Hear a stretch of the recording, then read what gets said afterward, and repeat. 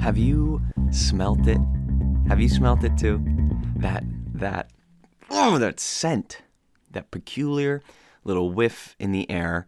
It creeps its way into our nostrils, and next it's in our awareness, and then maybe it ventures down into our memories and teases our recollection of past seasons. It's hard to describe, it feels like it's in the family of charcoals or embers in a dying fire, sort of waiting excitedly to be lit again, except those same charcoals and embers are like packaged and sold by a Christmas tree shop or something like that. It's that winter smell in the air. You go outside either early morning or like when the sun is setting. It's that time of day where it's not light anymore. It's in that weird gray zone, and the air starts telling you, look, buddy, friggin' sunk sack of flesh walking around. It's getting cold soon. You smell that? That's the smell of cold time, of winter time. And I'm wondering how you feel when you get that smell. Because for me, it was either late October, early November, and I went out. I was just like, whoa, I forgot what that was like. And we do every year. We forget what it's like. So how do you feel now? How do you feel now about that smell, that transition, that impending doom of dark, cold, snowy days? Do you feel excited? Do you feel nervous, dreadful, cozy maybe? Young again, perhaps? Maybe you're grateful that the heat is leaving, or maybe you're aroused by that sort of cozy time. You got layers on, you're bundled up, socks, fires, hot drinks. It's hot, right? But it's also cold. Maybe you're tired. Maybe it's a fun fusion of a bunch of different adjectives. Maybe it depends on the day. I went on a walk, I was walking while on a run. And I was going in, we have these cemeteries in my town, and there's one particular cemetery that it doesn't look to be all that robust. But when you go back in, it's got this sort of maze-like aura to it. There's different paths. Some are paved, some are dirt. Cars will be driving. There's leaves, there's trees, there's those cool little kind of huts in a cemetery, those stone buildings. You're like, who's in there? Who's important enough to be in there? You know what I mean? And I'm back there, and I stop, and I'm looking at these leaves kind of slowly falling, and I think to myself, I say, when did I stop feeling the change of seasons? Probably around about the same time that I started hunting for reasons to exist beyond just good old-fashioned bliss, right? And I wonder if other people feel that way, that sense of loss coupled with potential as the seasons are changing. Recently, I took a walk with my dog, Chloe. She is a dear, dear friend of mine, and we usually do the same sort of route, and it's usually the one with the most sniffs for her fabulously powerful hunting nose. And on this particular walk, though, we passed by this rather large pile of leaves, and I had this strange moment there on the street alone, except for Chloe, and, she doesn't do much soaking it all in general, because she's a dog, but, And so I'm sitting there, and I had this moment alone almost where I questioned when was the last time I gleefully leapt into a pile of leaves for no other reason than because that looks awesome. And I couldn't remember, and I couldn't even muster up a memory. And then I felt this brief but profound sense of loss. A sense of loss for my inner child, a sense of loss for the neighborhood friends that I used to spend ages with some eons ago, a sense of loss for the ability to simply indulge in the most meaningless, productivity-free activities, namely friggin' jumping in a pile of leaves. So I'd already walked beyond this leaf pile while having these feelings and thoughts. And I decided against, you know, I don't know, against something, to turn around and go back. What? You're walking one direction, you turn around and change direction? That's crazy. What if someone saw you? What if they were like, what's this guy doing?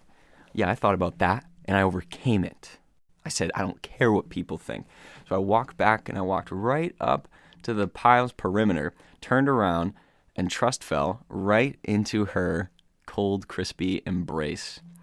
And of course, Chloe jumped in too with me. She's like, "What? This is different. What are we doing? Why are you in there? Let me participate."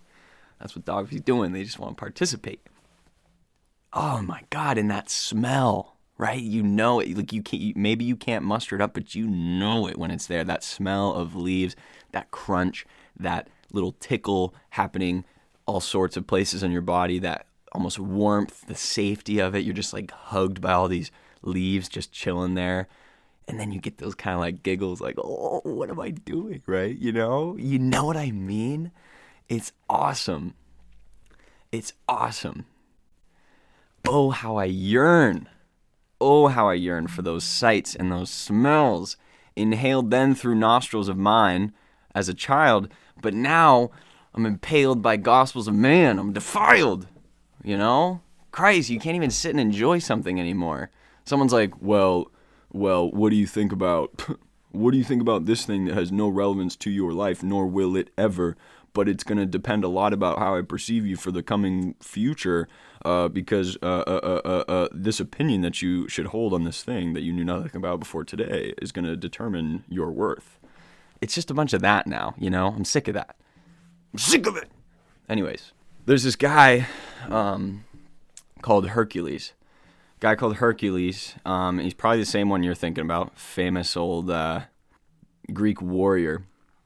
And Hercules won a lot of battles. Like pretty much all of them, I think. I don't know if he ever lost. And there's a particular battle that I would like to talk to you about. And this particular battle featured in, not the battle itself, obviously, but me talking about the battle like I am right now. It featured in my collegiate capstone project. I did a little presentation in front of our faculty, friends, family, etc. Yeah, I had to throw some Greek mythology in there because people would be like, "What are you talking about?" And then I told them, just like I'm going to tell you right now. So Hercules, one day, he's walking around, and he stumbles across this guy called Antaeus. Now, Antaeus was an interesting character in himself. He, I'm pretty sure, was part giant, and his mother was Gaia. Gaia. If you don't know, Gaia is the Greek mythological mother of all Earth, basically. She's pretty much the realest one out there. Strongest, OG, first one to do it, made the Earth, owned two hands, real like almighty creator type level. So Antaeus is the real deal, and if Gaia wasn't enough, his dad was Poseidon, one of the big three, god of the seas, which we all know this is a blue planet. The seas is pretty much everything. So this man Antaeus was birthed by the mother of the land and the father of the seas. He is the love child of Earth itself. He is the fusion of the forces that exist in symbiosis all the time, right? It's crazy. The land be just moving around on molten rock and stuff. The oceans be just eating things up, making islands, all sorts of creatures. Crazy stuff going on out there. Crazy stuff. So we got Antaeus. And Antaeus, as you probably guessed, is a phenomenal fighter. Dude is a wrestler, never lost. Like he was sweeping everybody. They come up to him. They say, "Oh, you don't look that tough, bro." Knock him to the ground. Guess what? Guess what the feature of the child of the Earth Mother is? That's right. Anytime he touches back to Earth, anytime you knock him to his knees and his hands are digging in the mud and he's spitting blood, he's actually recharging his energy. He's recharging his strength straight from the source, straight from the Mother of Earth. That's in his blood. He is endowed with the ability to take the energy around him from any environment he's in and turn it into physical prowess and overwhelming force against his enemies. It's crazy. This dude was striking people out left and right. Not even a sweat was broken. Well, maybe it was. So anyways, Hercules comes along, and this guy, Antaeus, being the egotistical fellow that he was, rightfully so, I might add, he says, oh, this guy's pretty tough. We'll kick his ass. And so he goes and he challenges Hercules to a fight. And Hercules, also the greatest to ever do it, was like, yeah, let's go. Thinking, I'll beat this guy. And he knocks him to the ground over and over and over again. And no matter how many times he did it, Antaeus would continuously just get up, and keep fighting and keep fighting. And that tenacity is what broke every one of his opponents up to this point. But Hercules is different. He's not like all the other opponents. He's got a head on his shoulders. He's not all brawn, no brains. He's got a little bit of thinking going on up there. So he says, oh, this seems like every time I push this guy down and he gets down in the mud, he just gets a little bit stronger. That kind of sucks. Kind of like a Hydra situation here. Chop off one head, they grow two more. So what does Hercules do? He does the exact opposite. He says, oh, I ain't going to knock you down. I'm going to lift you up. I'm going to grab you tightly with both arms, Macho Man hug style, squeeze as hard as I can, rip you up into the air, pull you up off the ground so that you are no longer touching toe to earth. Yeah, you can probably guess what happens after this. Antaeus gets absolutely wiped. In fact, he gets his back cracked by a hug. Like, he can't even do anything. He's sitting there squirming like a newborn babe that just fell on the ground and mom and dad had picked up too quick, getting all nervous, and they accidentally crushed it. And that's what Hercules did to Antaeus. He said, no, sir, you aren't recharging. I'm going to sever your connection with the land that nourishes you, and I'm going to destroy you. Destroy you, right?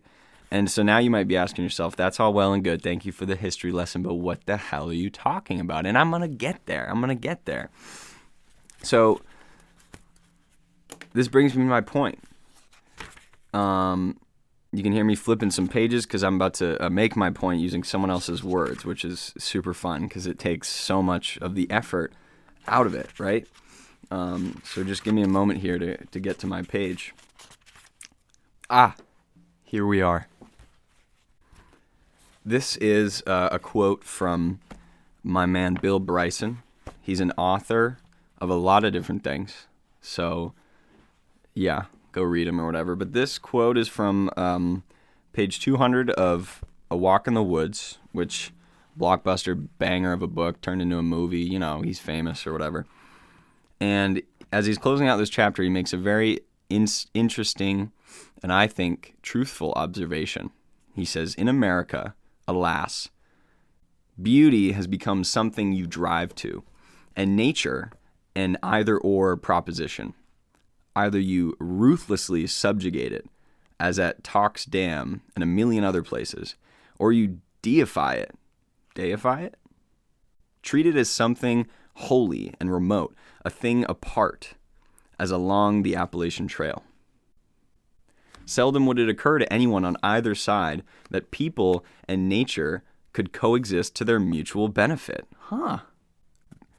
That, say, a more graceful bridge across the Delaware River might actually set off the grandeur around it, or that the Appalachian Trail might be more interesting and rewarding if it wasn't all wilderness, if maybe from time to time it purposefully took you past grazing cows and tilled fields. What he is pointing out here is this I don't know how to describe it because it's pretty unprecedented as far as natural history and human history goes. We as animals, because that's what we are, don't care what your beliefs are, you are an animal with the same rules and things that apply to you that all other living animals do. You are fundamentally tied to the land that you inhabit. And amazingly, we can use the land we inhabit to feed ourselves, energize ourselves, fulfill our sort of unique quest for meaning as humans. Nature is talked about in the modern world as this separate entity, as this, let's go outside and do something about that. As Americans, we spend 95% of our time indoors. 95%. And maybe the actual statistic is 90% of our time indoors, but the other 5% includes vehicles. So a mere 5% of our time, in this country at least, is spent outdoors, truly outdoors. And what this myth of Hercules and Antaeus beautifully highlights is the relationship we have with nature almost entirely determines all other relationships that we can have, whether with ourselves, whether with other humans, with other animals, with other biomes and ecosystems, even maybe other planets and solar systems if we ever get to that point. But at the end of the day, no matter how intellectual, no matter how digital, no matter how many different spaces we can create, we as humans are tied to our environments. And there's no denying that. Everything comes from the earth. All of our food, all of our technology, all of our resources, all of our knowledge and so-called civilization and progress and advancements, they didn't come from us. They were completed in tandem with the natural world and natural laws and all these things. And so what Bill Bryson is touching on is our huge disconnect of just the sheer potential that we have as a higher intelligent species with the know-how and the technology and the community and the cooperation to absolutely maximize our potential, both health-wise and artistically and spiritually on this earth with these lands. It's mind-boggling. Winter had this mystique about it as a kid for me. School ski trips, holidays, gifts, family gatherings, sledding, snow piles, forts, and watching dogs relearning how to run in 7 inches of freaking pow, and maybe that's New England stuff. But more recently, as I look at my life and my development, I realized that I've spent, the beginning of my adulthood in a city where winter was all but fun and cheery. It wasn't something to celebrate. It was like, oh crap, now how am I going to park? The streets are going to be disgusting. It's just going to be slimy and gross and nobody's having a good time. Plus, the allure of college kind of keeps you detached from the changing of seasons, I think. It's not winter time. It's midterms or it's finals. It's not Christmas break or winter break. It's fun time off. It's a seasonal job. It's seeing your hometown friends. It's all these things that it's not that they disallow you from seeing what's going on to the land around you, but it just offers other things to pay attention to, other distractions that maybe humans of old didn't necessarily have. You could not separate yourself from the changing temperatures and the changing weather. You had to prepare with food. You had to stock up. You had to make sure you could stay warm. You had to have firewood.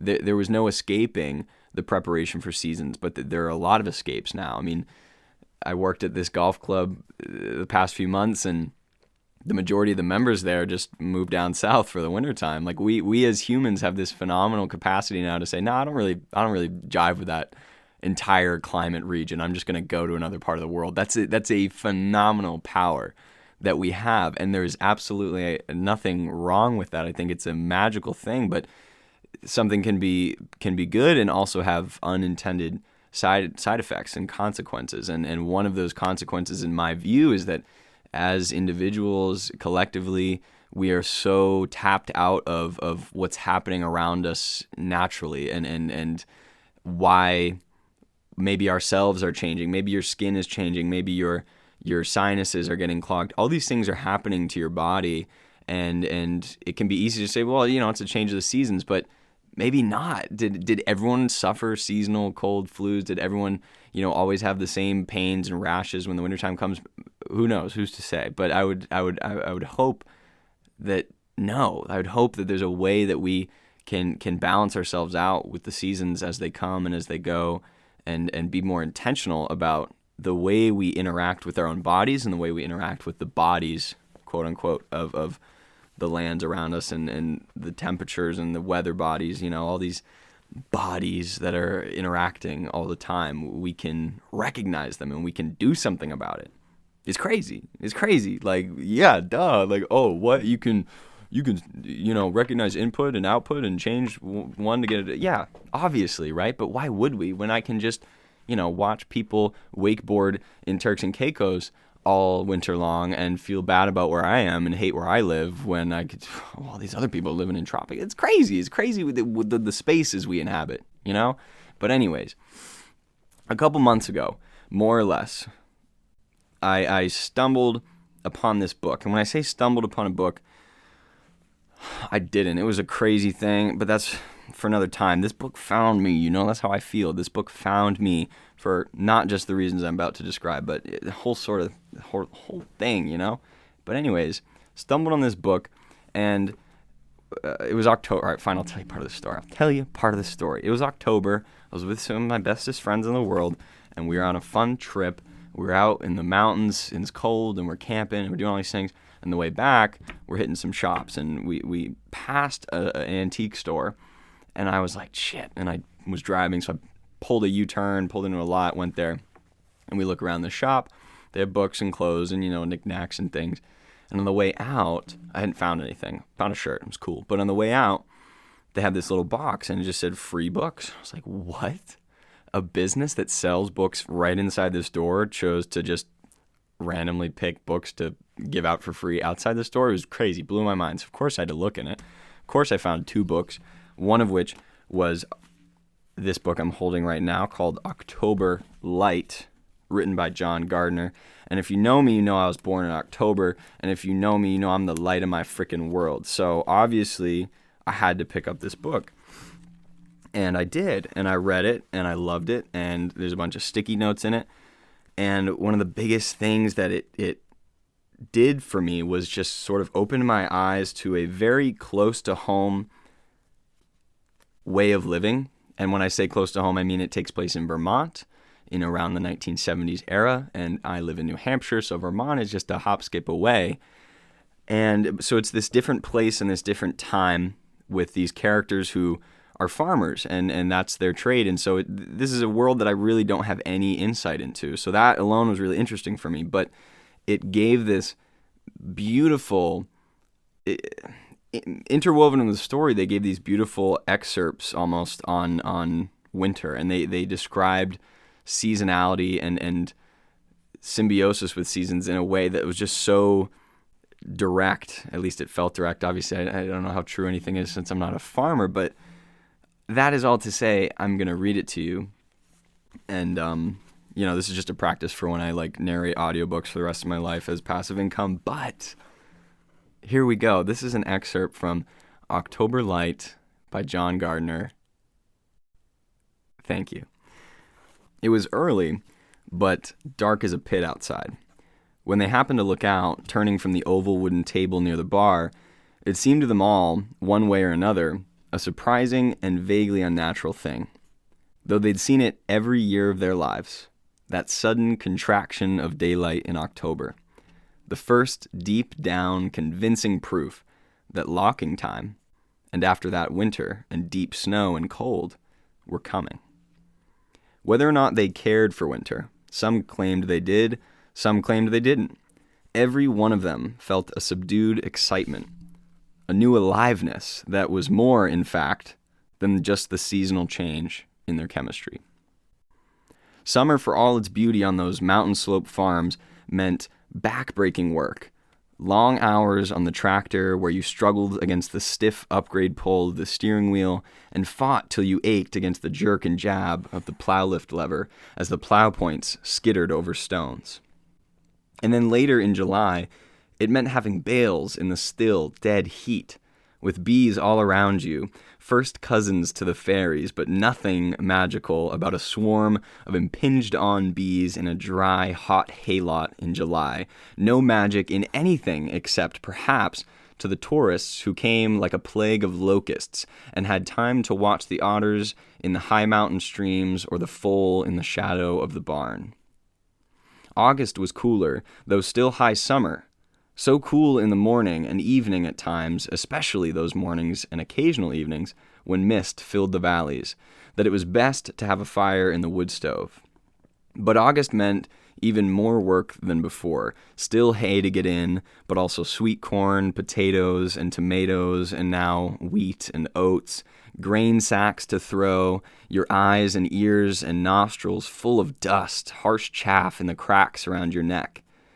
Late August, although still grain harvest time, it would drag through September, was the time of carnivals and village fairs, church suppers, all-day auctions, and demonstrations by the volunteer fire department. It was the time of respite before the air turned whiny and the field corn came in, and then the busiest harvest of all, apples. The state had been rich in them since long before the Revolution. Even in deep woods, you'd come across old apple trees still bearing away, half-forgotten species like pound sweets and snow apples. Shit. Old book, you know. Now, in October, the farm work was slackening. The drudgery had paid off. The last of the corn went flying into the silo with a clackety roar and a smell as sweet as honey. The beans were harvested in half a day, like an afterthought. On the porch and out by the roadside stood mountains of pumpkins. The trees turned, those along the paved roads first, dying from the salt put down in winter. Sugar maples orange, pink, and yellow on one branch, elm trees pale yellow, birch trees speckled with a lemony yellow, still other trees carmine and vermilion and ochre, red maples as red as fresh blood. Soon, any time from mid-October to the end of November, it would be locking time. It began as a suspension of time altogether. Rudyard Kipling saw it in Brattleboro in 1895 and wrote, There, the seasons stopped a while. Autumn was gone, winter was not. We had time dealt out to us, more clear, fresh time, grace days to enjoy. Excuse me. Grace days to enjoy. Days kind of stuck out from the normal seasonal labels. The time in between summer, well, actually more in between autumn and winter, they described as locking time. It's a part of the year where it's not a season, but it's nature telling you in all sorts of different ways, hey, look, things are about to change big time. We're going to get ready. So you can watch us get ready and maybe get ready yourself, but either way, same thing's going to happen. And I really liked this description and I wanted to share it because it was so straightforward, so plain. Like, oh, obviously, like this month is for this crop. This month is for this type of work. And as this month comes around, this type of work phases out and this comes in. And it's a really amazing thing as a young, modern American human to think about work in such a in such a impermanent way, I suppose, because a lot of jobs that we have now are your job year round. That's what you do. You work at a restaurant, you work for an accounting firm, anything between. A job is a job.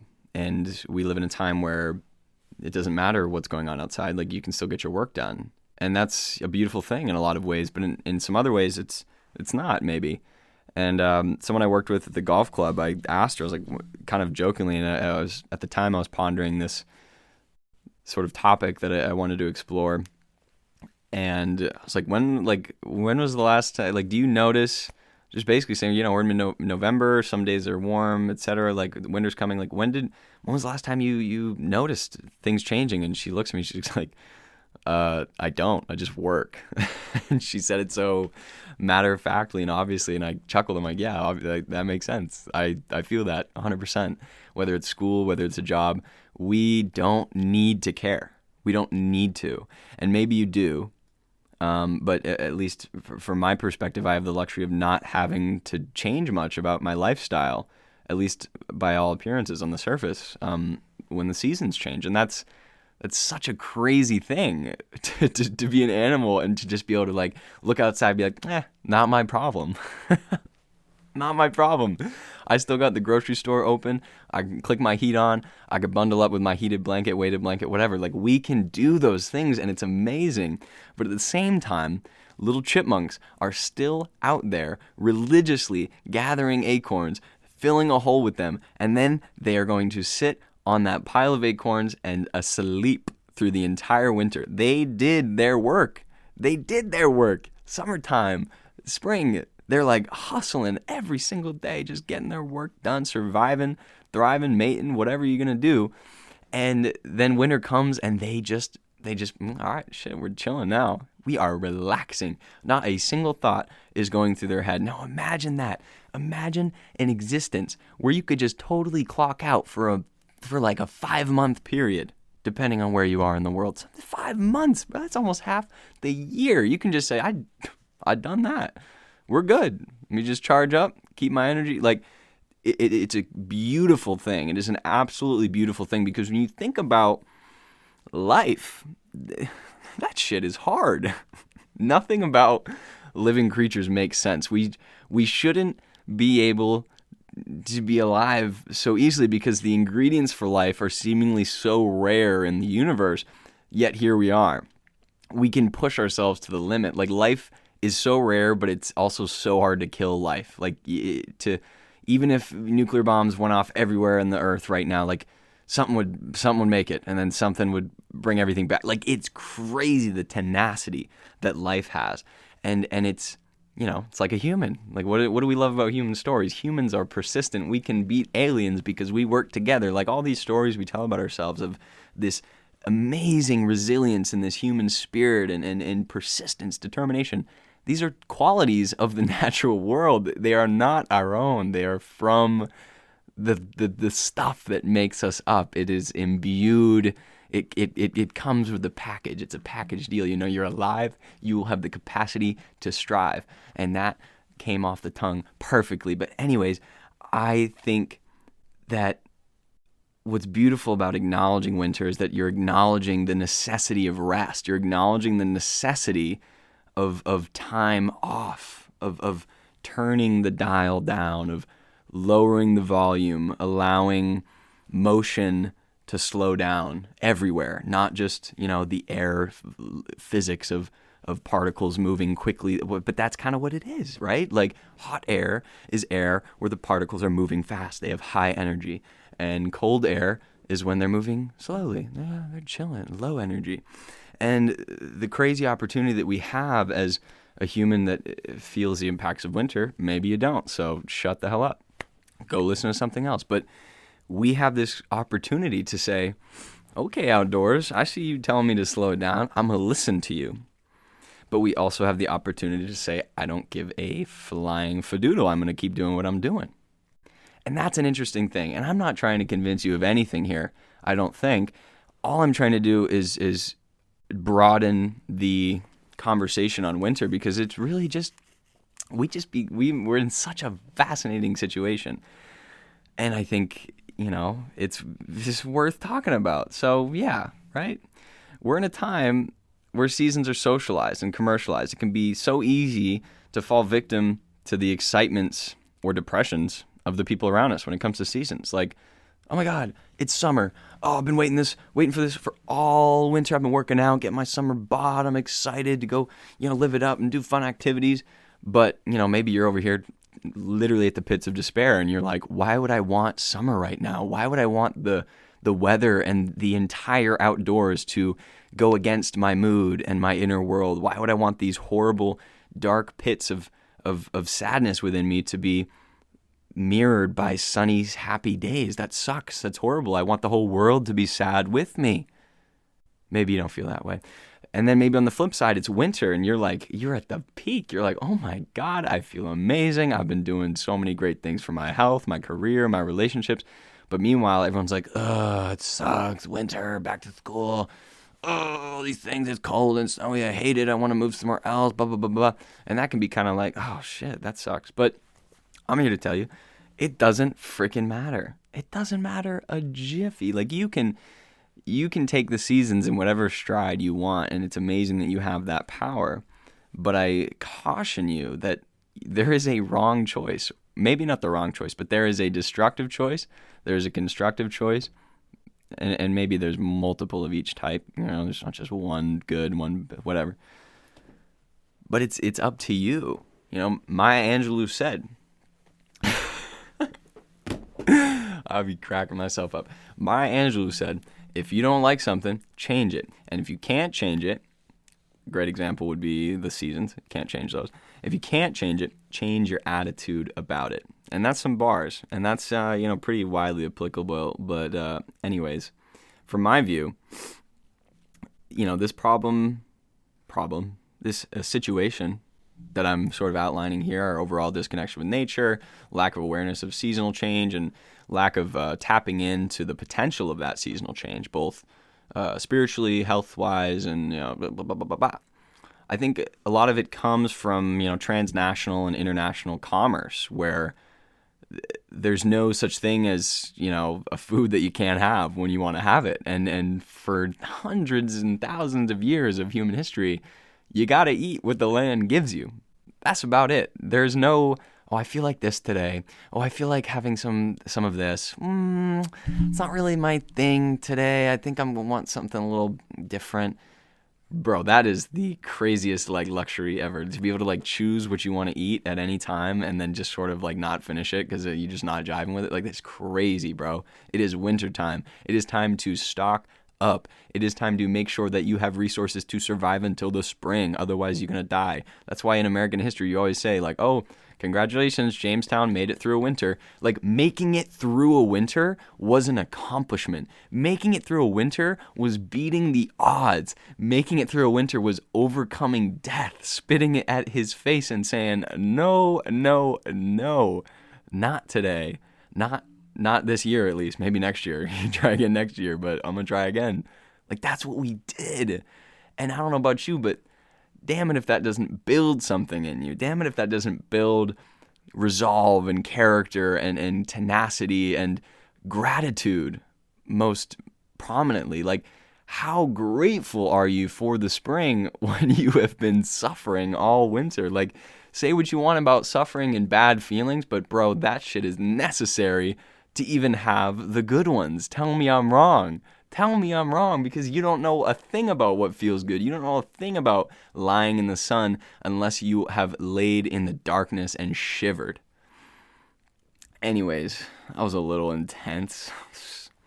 But seriously, we can eat anything at any time. And it what it does is it creates this illusion that we can just do whatever, but we can't. All those things. So people are working so hard to allow for that in the background, and we as individuals don't have the ability to see that. And not that we need to be acknowledging this all the time, but stop and think for a second, whoa, it is less than freezing out right now, and I'm warm. I got some hot coffee and wine next to me, and I can go downstairs to my fridge and pantries and probably eat a meal that I could have eaten any time of the year. And because that's just the way it is. And again, I'm not going to damn that, but damn, consider something else so that maybe you can appreciate the status quo a little bit more. Oh, my candle just went out. I don't even think I started talking about what I want to talk about. God damn, I can't do this anymore. Winter's coming. Ugh, I'm going to be so depressed with the sun setting so early. But what else changes for you, I wonder? Think about this. What else changes for you in the wintertime, if anything? Does work maybe stays the same? Bars are open the same? Maybe if you go to a club, the coat check fills up, and that's annoying. And maybe your going out chapstick and your at home chapstick get mismatched in the coat pockets and your literal world comes to a chapped and crusty end. That sucks, you know? But what'll dry up and crack more, I wonder? Those hands or the one perceiving them? Really makes you think. Rare is the American human that prepares to hunker down the shelter, herd the cattle, stock up food supplies, repair their warm clothes, gather firewood, and rest the body and the mind and the spirit when the rest of the world, maybe not the rest of the world, the rest of your ecosystem is doing the same thing. They're saying, I'm done, buddy. Like, I'm going home. And you're sitting there like, what? Nah, I still got to meet my quota for the end of this fiscal quarter. Like, shut up. Take a nap. Anyways, what is winter now to you? What is winter to our lands? Is it any different now, like, objectively, from hundreds of years ago? I don't know. I wasn't alive, but think about it. What's different about our psychological relationship with winter? What do you have any thoughts on your own relationship with the seasons and changing seasons? And maybe there's some you hate, maybe there's some you love, maybe you don't give a shit either way, and that's okay. Are you annoyed when winter comes? Is it like, oh man, is it a much needed relief and retreat from being so full of life and of luster, whether yourself or all the things around you? Winter's here, whether we welcome her or not. Through clear treetops, we may now peer to gaze upon that which we forgot. That we forgot, or life forbade it, is hard to say. Hidden by her frenzy, bedridden by strife and sly envy, now we might come to light. October light, that is. Winter, in essence, demands the redirecting of energy from outside to inside, to out there and all those other worldly bodies, to in here with you and your own body. The energy has to go there, and if it don't, you're going to die because you're going to run out of energy. What was previously too troublesome to attend to is now our biggest energy spender, our minds, ourselves, whatever and wherever that may be. No longer are we fueling up to go run and hike and jump and swim and work in the fields, all those things. We can't do that now. So all that energy potential that our bodies hold, where does it go? Where will you put it? Where will it get put for you? It's an interesting question. The brain uses most of the energy in the body, I'm pretty sure.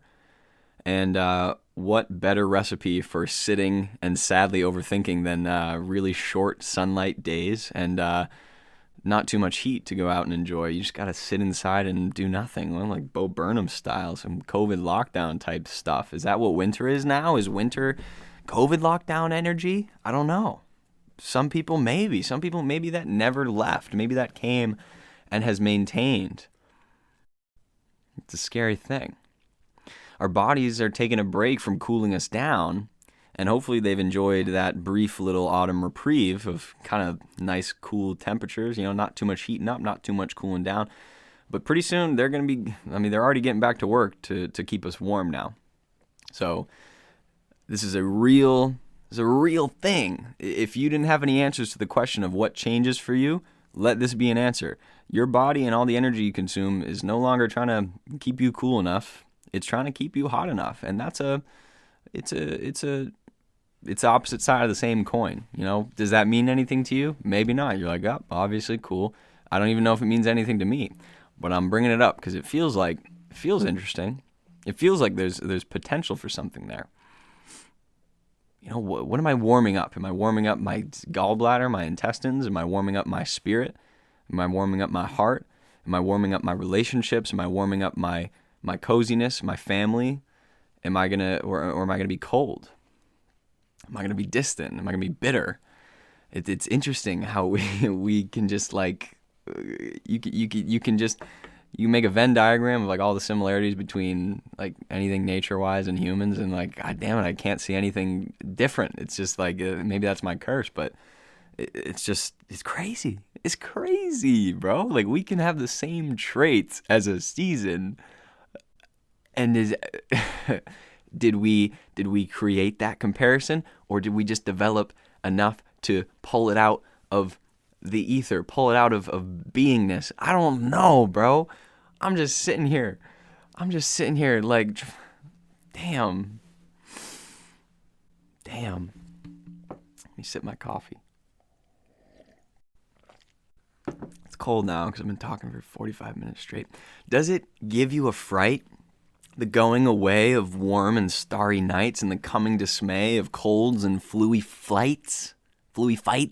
Damn it. The mind denying what the body knows, some sniffing from frozen noses and some more slipping on dozing toeses. All your systems shut down like icy hoses, ever vying for a warm-up with some spicy hoses. Always lying lithe so loathsome. We phonies for real, dude. We phonies. Never, ever lying by our lonesome, but we're lonely still. On these placid winter night mind treks, splashing through the quiet like, no, I might not want to die yet. What drugs have I not tried yet? Whose gifts must I still buy yet? How many more dimes can I time bet? These questions and more too relentlessly pour through each and every pore of me and of you, maybe not, eating me up like soylent green, burying our richness under it all, like the soylent green beneath that first snowfall, which came really early this year. It was like mid-November. I woke up, I thought I slept through 2 weeks. There was like 3 inches of snow on the ground. I was like, what the friggin' heck? I wasn't ready for that. I was not ready for that. But when are we ready for that? Everyone's like, snow cannot come late enough this year. I don't want that. Like, what? It's crazy that we have like this mass, like childhood amnesia is a whole thing. Like, none of us can remember our childhood. That's crazy. But like seasonal amnesia, like, bro, every year we saying the same things over and over again. Oh, I don't think it was this cold last year. It was definitely hotter this last year. What do you know, bro? Are you the Ben Franklin Almanac? I don't think so. It just is what it is, you know? Like, sure, the climate's changing, but ain't no way 2019 and 2021 gonna have different temperatures because of climate change, bro. It's not that specific, precise. Like, it's big. It's bigger than us. So just, like, roll with it, bro. Like, oh, it's cold today. That's fun. Put some gloves on. Oh, it's hot today. What a treat. Like, people trying to take the magic away from seasons. People trying to say that, oh, it's February and it's 60 degrees. Climate change. No, bro. Life is just interesting. It's interesting as hell. Sure, we might all die from heat death one day or cold death, who's to say, but it's interesting. There's a lot going on. Like, let's be open to it, right? Like, stop complaining about the winter. I'm trying to end that. I'm trying to get done with that. Some of the happiest people in this freaking world, all they know is winter, bro. Scandinavia, Norway, Sweden, I think. Those people will be some of the happiest on earth, and they have winter most of the year. So you cannot tell me that winter is depressing, bro. Winter is so cool. yeah. So anyways, yeah,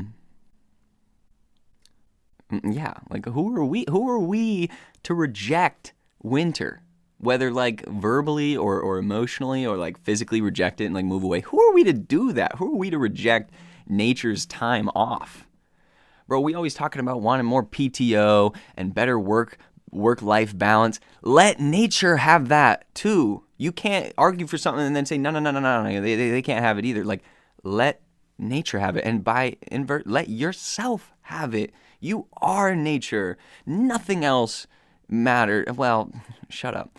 You are the natural world. You are the cool, cold air that you're breathing in. That is you. Nothing. You can't swap it out for anything else. You can't. Well, it made you, bro. It made you. I gotta stop saying bro, because, like, that is not not the vibe. But, like, we are inseparable from the land that raised us. Like, that's what. You know, like, who are you to place your mental well-being above the reprieve of millions of species toiling to survive all the time? Like, all the time.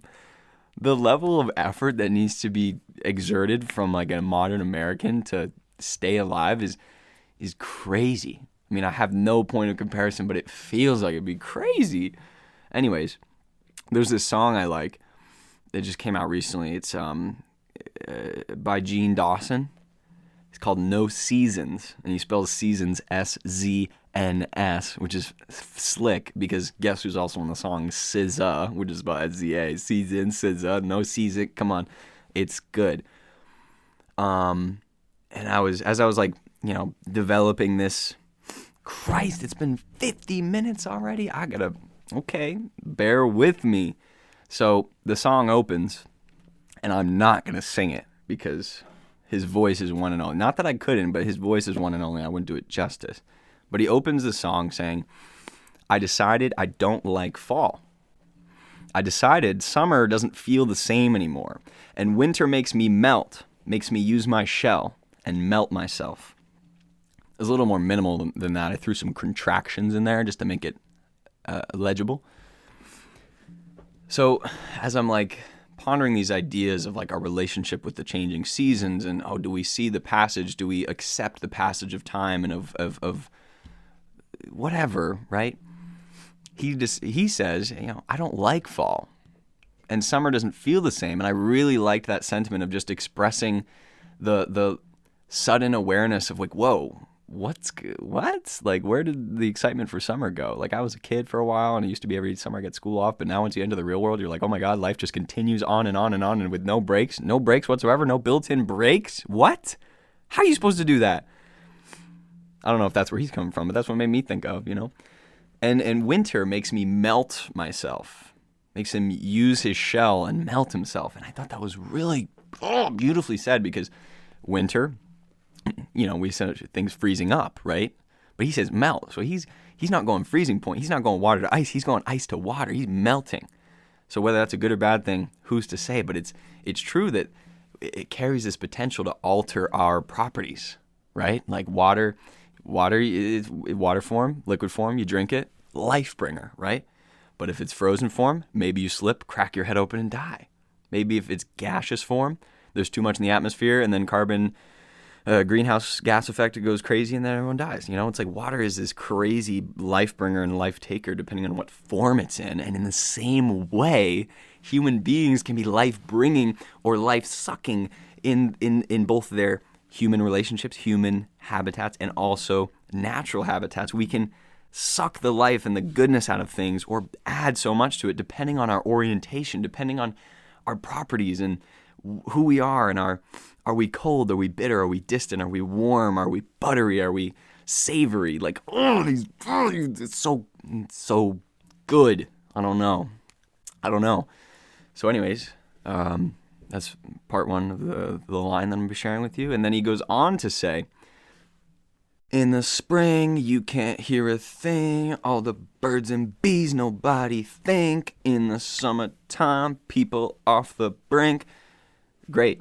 So in the spring, you can't hear anything. There's birds and there's bees and there's so much life. And that's how I took it. Like, you can't hear yourself. Maybe yourself or others, like, there's so much noise. Life brings noise. Life is movement and motion and vibration. And vibration is sound. And, that's what we be vibrating and stuff, But nobody thinks that in the summertime, people are off the brink. You can be on the brink of despair, but if you're off the brink, like you're past that. Like nobody's helping you because you're down over the cliff edge. Like nobody sees you anymore.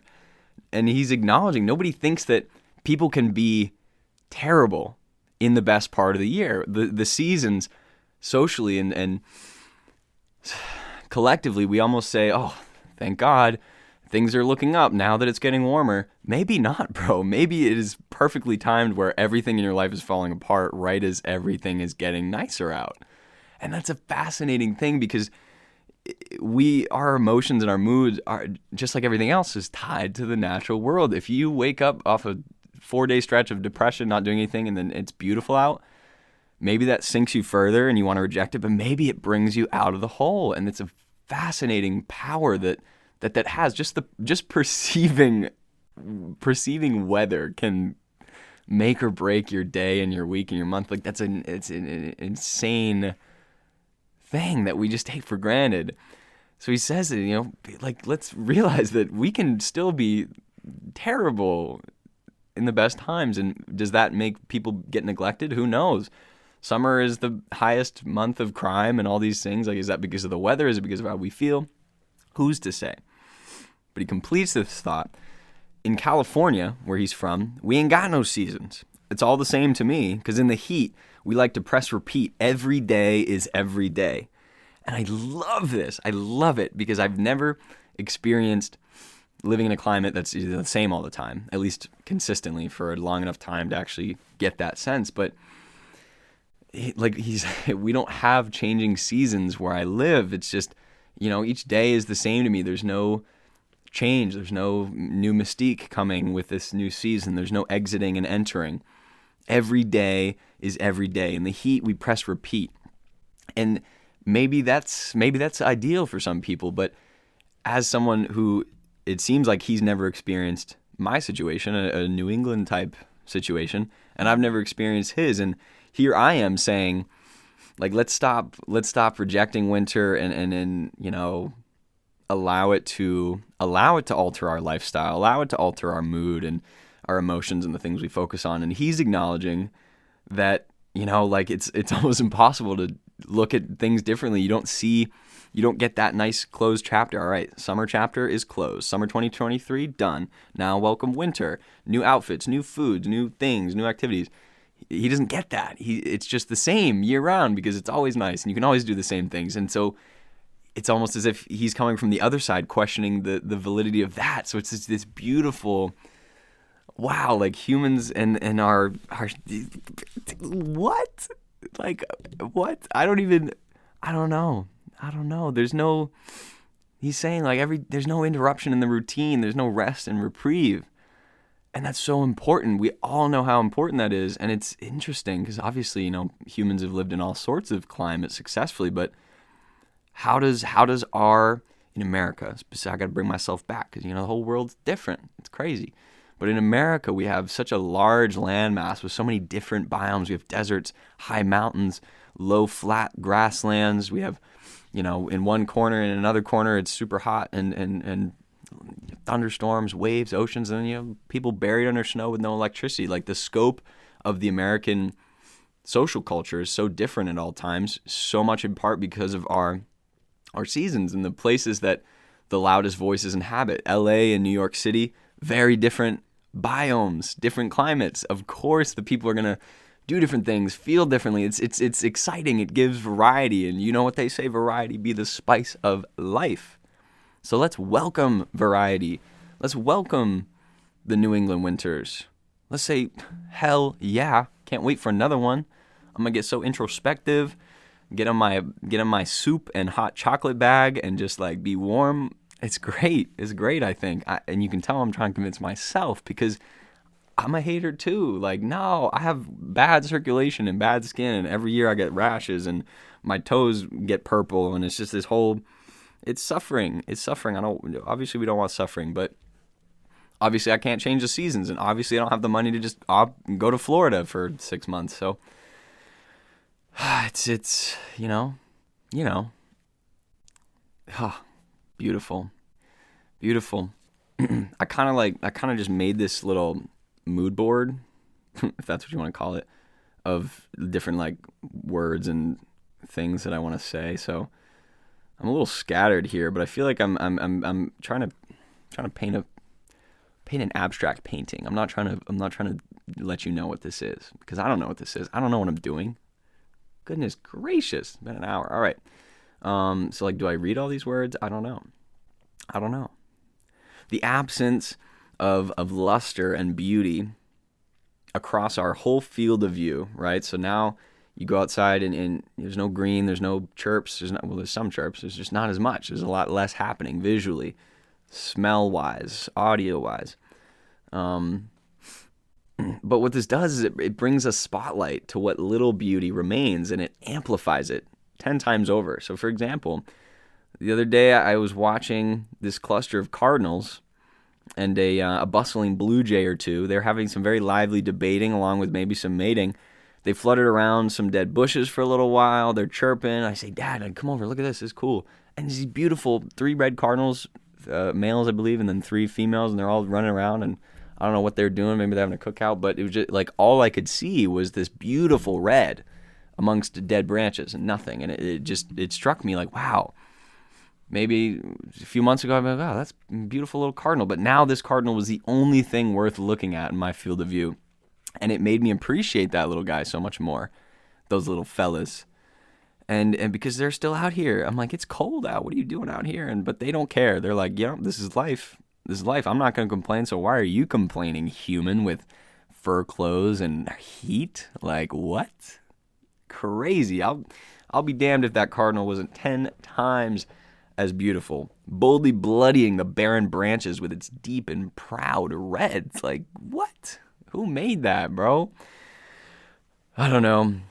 And then I was hiking in the White Mountains a couple of times this winter too, and that was something I haven't done in a while, like winter hiking, like spikes on my shoes and ice traversals. But it was beautiful. Once you get to the top and the tree line lowers and all the branches are dead, but there's all these red berries at the tips of these dead trees. Not dead, but just sleeping, And it just adds this whole nother pop and zest to a landscape. And what the hell else are we doing here if not, enjoying those little moments? But it as much beauty in life as it takes away, what winter does is it just it allows us to appreciate what remains and to see how, despite all appearances, life is not gone. It's just taking a freaking break. And then it'll come back and it'll somehow be even more beautiful than before because it's gotten this chance to rest and recover and rehydrate, reflourish, whatever. But it's a beautiful thing. It's a beautiful thing. And overall, across ecosystems, the energy tide is receding, right? We spent our time on the sun side of the axis, and now we're letting the other guys have a turn. We're going to go on the other side and tilt the other way and get a little colder. And that's the way it's got to go. But the creatures still left on the sands and in the tide pools are scrambling to gather and maintain what little life-bringing resources remain. They're preparing to face the winter, using determination and careful preparation more than anything. And after all, what else do they have? What else do we have? I don't know. Excuse me. Winter, it holds the potential to be one of the most beautiful times of the year. Beauty, it's yeah, let me bring up beauty now, an hour in. What the hell? But it finds itself, like, we find beautiful things. Like, we can all agree. Like, isn't it interesting that we can agree on what's beautiful? Like, obviously there's some discourse, but like, this is, this isn't beautiful. But overall, we think that in things that endure, things that are tenacious, things that have a struggle story, those are the most beautiful, right? That's why, like, on those talent shows, every time someone's, maybe they're blind or deaf or something, but they're phenomenal singers or pianists, like, we love that. We love overcoming the odds. And one of my favorite quotes, that I can't remember where I heard it from, but it simply, very simply, matter-of-factly said, beauty is in despite of. In despite of this still flourishes, this still remains. And that is where beauty resides often.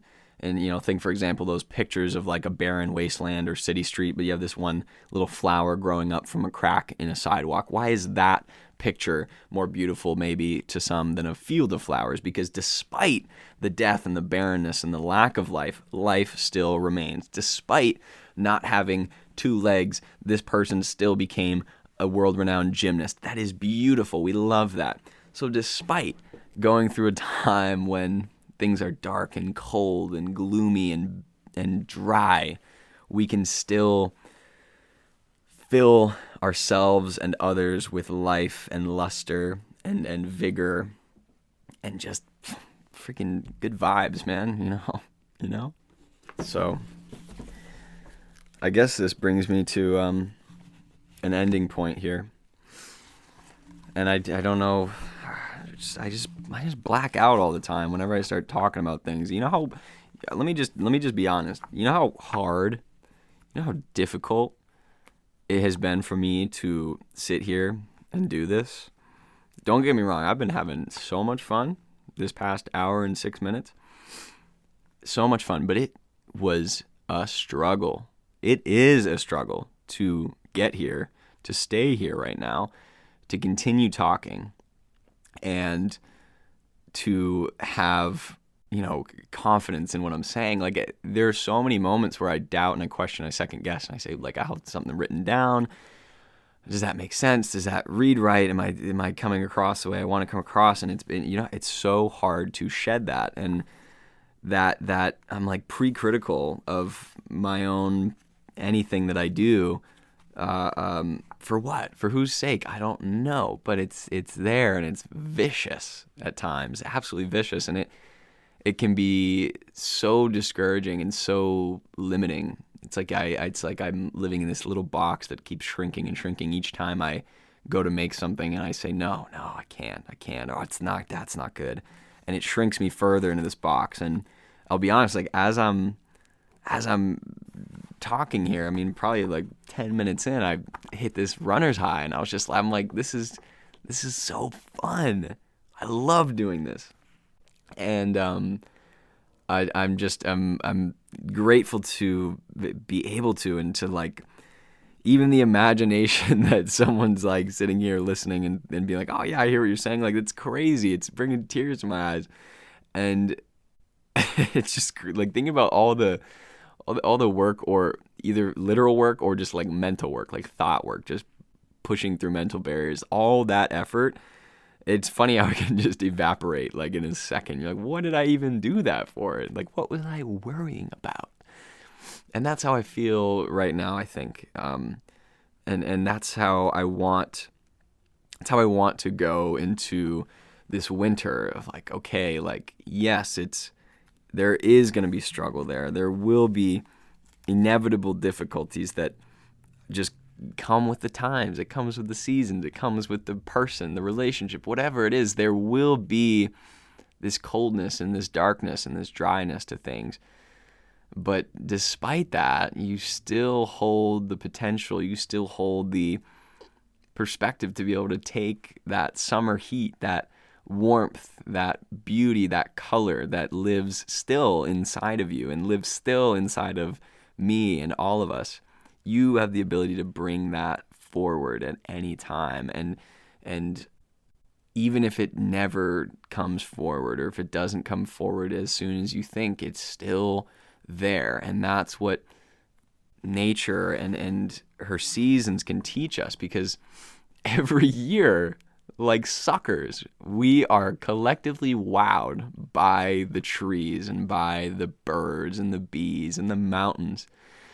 And we can throw away the skis and pick up the skateboards and the rollerblades and the hiking boots, and we can just do it without a second thought. And we have that confidence that we'll get another rest, we'll get another dark time, and then another light time will come. And that's how shit works. And it sucks because everything in our world now is telling us otherwise. It's everything's pointing to, this is perfect. Things need to be in their final form. Things need to be best all the time, optimized all the time. We are not machines. We are not codes that you can just input and output and get the job done. We are vastly complicated, emotional, rich, spiritual beings with so many different needs that change depending on our life circumstances, depending on our environmental situation. So many things are at play, and winter is here as a reminder that you can slow down, and being still in all senses of the word is okay.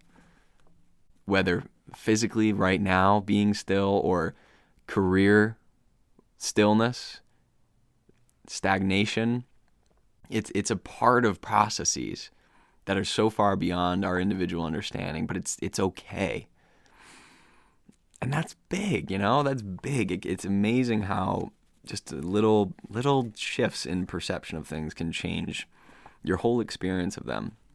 And I'm still learning that in my own life and seeing how it can manifest and whatnot. But that's all to say that just be grateful. And I'm saying that to myself more than anything. Like, Christ, the things we get to do despite the circumstances we may find ourselves in, whether that's a physical, weather, climate-related one, or a family circumstance, things that seem so pressing, so overarchingly powerful in our lives that we couldn't possibly overcome, somehow, some way, things still do.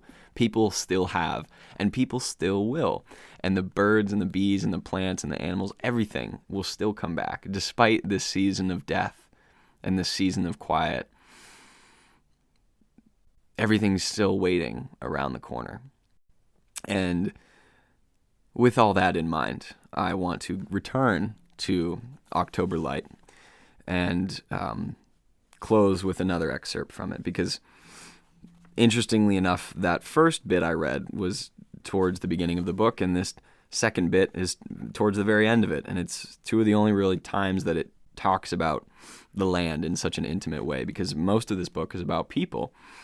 And this particular passage, most of these words are being said by a gentleman who is in a hospital having just recovered from a heart attack, and he's being visited by one of the main characters who was largely at fault for his heart attack for reasons that are irrelevant to this podcast. But this main character is sitting next to this hospital bed watching his friend come to terms with the inevitability of his own death.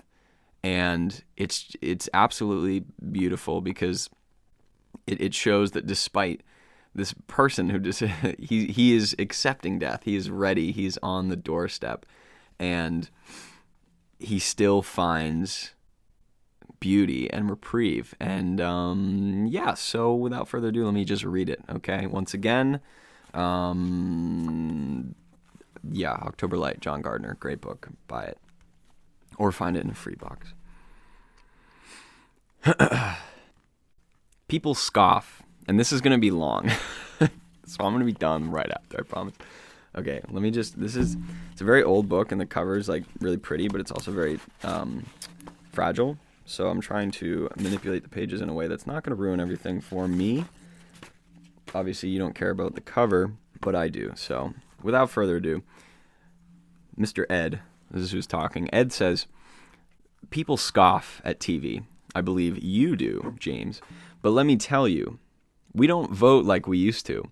Whole country could be swayed by a tame white bear, or one time 3 horses that supposedly could talk. It was fun by Tunket, but it's over. The world's grown up. People are thinking it and arguing like they never did previous to this present age. And it's the idiot box, more than anything else, that made it happen. Well, I'll miss the election. He shook his head, opening his eyes for a moment, then letting them close again.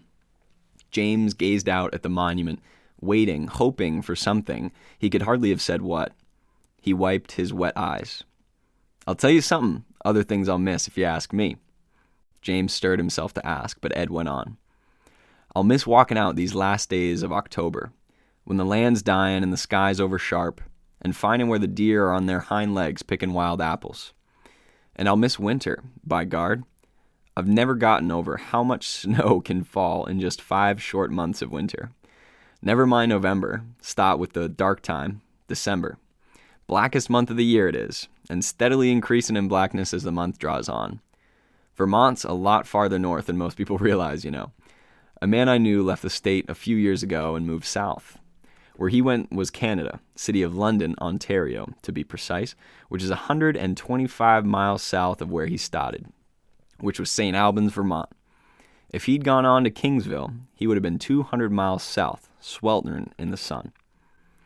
But the darkness at least increases in a known and predictable way, and furthermore, by the end of the month, the days reach their shortest and start growing again. The cold's trickier. Month begins gently, but one day, I've known it to be as early as the 5th and as late as the 20th. You wake up cold and pull up another blanket. No use, you're still cold.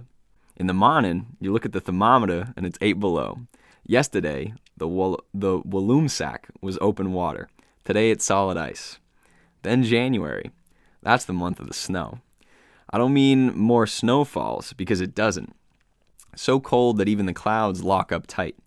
But there's snow there always, not a speck of bare ground, nothing alive but some deer and rabbits and snowmobiles. He opened his eyes to meet James's. A lot of people don't care much for snowmobiles, he said accusingly, and I grant you they're loud, besides nocturnal, but I tell you this. I used to go looking at the scenery around my place on skis or snowshoes. Now I just walk in the snowmobile tracks. Funny thing about snowmobiles, they're stupid little animals, but they know where the sights are better than a deer. Then February. The days are longer then. The sun is higher. The snow's more dramatic. An evening flurry will come down in huge, wet flakes so thick and fast you're convinced in an hour your farm will be buried like Pompeii. But the flurry stops in 10 minutes or so, leaving maybe 2 inches of good snowball snow, big feathery flakes. The morning after, such a snow, as that is what gave rise to picture postcards in the first place. The sky's clear, air still and cold, but not too cold. From every chimney you see the smoke goes up straight as a stick. You pass through a valley with an unfrozen brook, and such vapor comes up through the 15 degrees that for 50 yards on each side of it, the branches, the barbed wire, the weeds that poke up through the snow are covered with jewelry. But I'll tell you what I'll miss more than all the rest, and that's unlocking. Fools call it mud season, and I don't dare deny you there's a good deal of mud, because the first thing unlocks is the ground. I'll tell you the first sign. It's easily missed. Every year, one of the first 4 or 5 days in March is going to be warm and sunny, with the temperature rising for a little while to somewhere between 50 and 60. Look hard at a birch or red maple that day. You'll see a peculiar haze of color in the upper branches. Yellow on birch, red on a maple. Look again the next day, and the color is gone. Nothing but dark, bare branches and likely a sleet storm. All the same, unlocking started. Dirt roads unlock first, the only ground not covered with snow. Each warm day, the top inch or two of road touched by the sun thaws. First car goes by, makes a couple of inch-deep ruts that'll freeze by evening. You can pretty well count on getting stuck once or twice. I never count on it myself, but I always do. Rivers unlock next. The two I know best, the Walloomsac and the Hoosac, both start the same way. You first see 2 small streams running on top of the ice, one near each frozen bank. Then one day towards the middle of March, a patch of open water appears. Then another. On the Walloomsac, which has a good many dams and slow water, the patches slowly enlarge for a week, until one day you notice an open channel with a line of ice floes sailing solemnly down the middle like Pharaoh's boats. Meanwhile, 2 other kinds of unlocking have started. One's the town meeting, where, you know yourself, what we mostly do is block progress, keep to our old covered bridges, for instance, though the richest and smartest people in town want concrete for their darn trucks and bulldozers. The other's done with a brace and a bit, and it's called sugaring. The weather's capricious around sugaring time. The more capricious, the better. The more Miss Spring dances in and backs out again, the more syrup you get. People in cars get furious when they're stopped by a late, wet April snow, but in the sugar bush, that's a cause for rejoicing. Most of the season, you do well to get 3-4 inches of sap in the bottom of each bucket over 24 hours, but on the day of a sugar snow, your best buckets fill to the brim and run over. That night, you boil to midnight, and it seems like a holiday. That's a life, James, I'll tell you. Not as if you didn't know, standing out there in the maple grove, counting up your buckets like a banker, and looking out over the hills as the whole world outside and inside unlocks. First, the pussy willows come, and the rivers run emerald green. Then the deer come out, and after a winter of eating just tree buds, and not too many of even them, they're mad for grass. They come boldly into the fields to eat last year's withered stems. One morning last April, I saw 14 of the things in the pasture behind my house. Then the robins arrive, sometimes in flocks of 200 or 300, brightening the bare brown southern cants. About the same time, spring peepers start up. Then fields begin to green. Some reason the green always appears first where the snow's melted last. And one day after the first green tips appear, the first woodchuck pops up. Woodchucks are great gourmet, I'll tell you, and they ain't about to eat that old winter-killed hay the way deer do. In April, their brown fur has reddish glints to it, and for a couple of weeks until the grass gets long or some neighbor's son comes out with his .22 rifle, they dot the fields like flowers.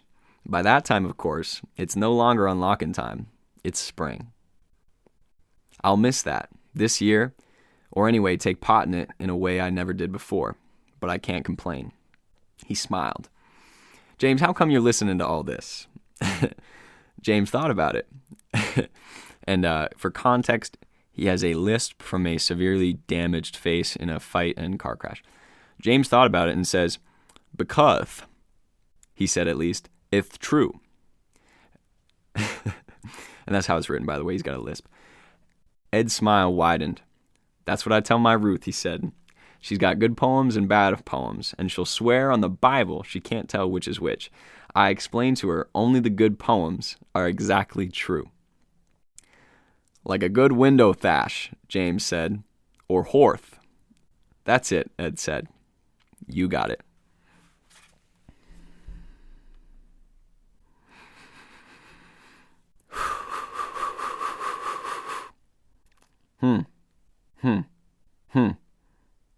Yeah, that one really gets me every time. I was like I went on another journey rereading that. Why are you listening to this? Because it's true. Like what a bar. What they're doing. I said I was done, but what James and Ed just did there. Ed said all that junk, and then James said, yeah, that's true. That's why I listened. And we have this amazing ability to know truth and untruth, despite all the things that, people talk about these days. I'm not going to get into that, but truth and untruth, and what is truth? Is there a cosmic truth? Is there some, truth particle that, you can tap into and see what's going on? But just the simpleness, the truth of the matter is the world changes. The truth of the matter is seasons will never stop seasoning. And the truth of the matter is humans will never stop being succumbed to the woes and wonderful things of those seasons. That's just the truth. And so what's left is for you to carve your own truth somewhere in there, wherever it may be. And maybe that means burying in and saying, screw winter, but maybe it doesn't. Maybe you find something else and you tell someone else about it, and then, they find something, and then they go, oh, this person told me about this and I found this and I want to share that. It's just, there's truth. There's truth somewhere, I think. So maybe there's some here in everything I've just said, and maybe there's not. And that's the only one that can decide that is you and I suppose. But once again, truly, from the bottom of my heart, actually, no, I don't really care that much.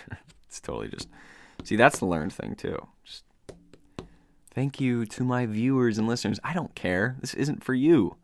It's not for you. It's for me. And that's how I'm trying to be for real. So,